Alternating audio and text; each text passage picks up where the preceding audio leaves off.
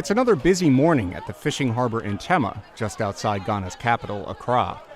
Fishermen like Yassil Arafat Ali say this year is the worst in a long string of bad years. What we have seen this year is quite different from all over the years.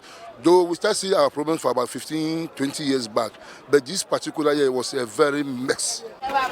The small fish that are a cornerstone of the Ghanaian diet are getting harder and harder to find. If care is not taken, the artisanal fishery will certainly collapse. In actual fact, it is on the verge of imminent collapse. Nana Jojo Solomon heads the Ghana National Canoe Fishermen Council, the association representing the artisanal fishermen.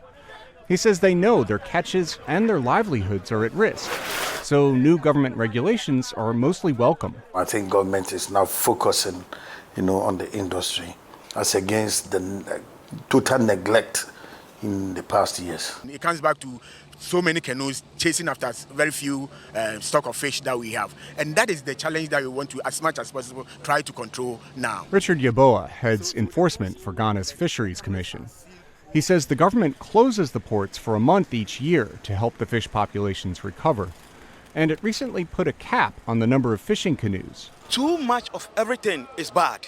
So the idea of the government is good, to minimize the canoes. Fishermen like Ashtai Ismail approve, but they say the bigger problem is illegal fishing by Chinese trawlers. Even if we reduce it in a certain number, and still the trawlers are doing what they are doing, it's meaningless. To a large extent, the trawlers have their portion of the blame. Yes, definitely they are contributing to the illegal fishing activities. Yeboah says that's why a new electronic monitoring system will soon keep watch on the trawlers. All the vessels that will be given license to fish, they are all going to have the videos on them.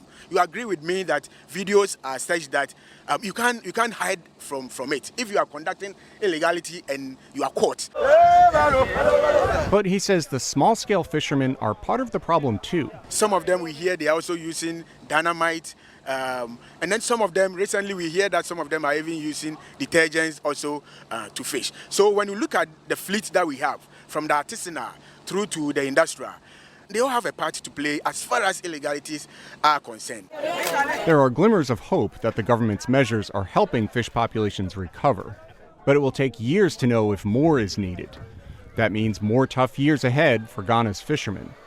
Steve Baragona, VOA News, Tema, Ghana.